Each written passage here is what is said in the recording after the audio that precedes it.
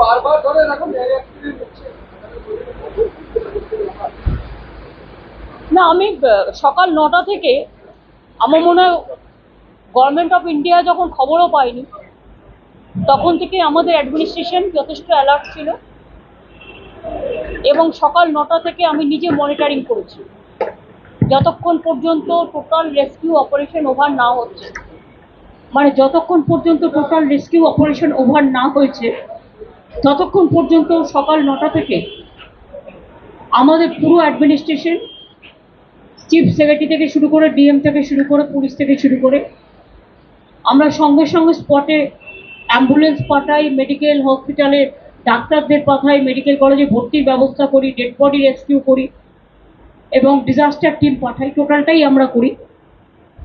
তারপরে after operation আমি সকাল থেকেই চেষ্টা করছি ফ্লাইটের, কিন্তু ফ্লাইট পাইনি। আমি এত দুর্দশা ফ্লাইটের এটা জানতাম না যে একটা নর্থ বেঙ্গলে যেতে গেলে 12টা 40-এর ফ্লাইট সকালে বুক হয়ে গেছে, তারপর মাঝে একটা ফ্লাইটও নেই, অথচ আমরা ফুয়েল চার্জ ফ্রি করে দিয়েছিলাম।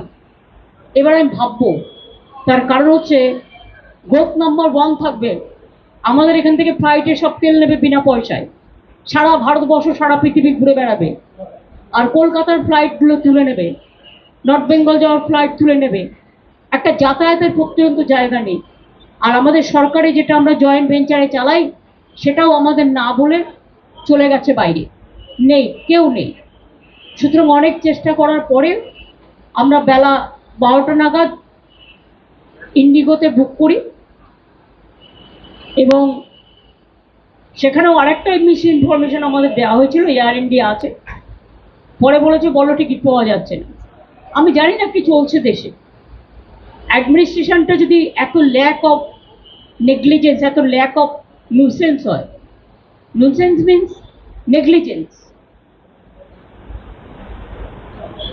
রেলে বারবার অ্যাক্সিডেন্ট, আপনারা জানেন এর আগে পুরীতে যেটা হলো সেটাও আমি গিয়েছিলাম, এখনো ওখানে মনে হয় প্রচুর ডেড বডি পড়ে গেছে যাদের কোনো আইডেন্টিফিকেশন হয়নি, হয়তো এক রেটে পুড়িয়ে দেবে, অথচ যাদের গেল তাদের গেল।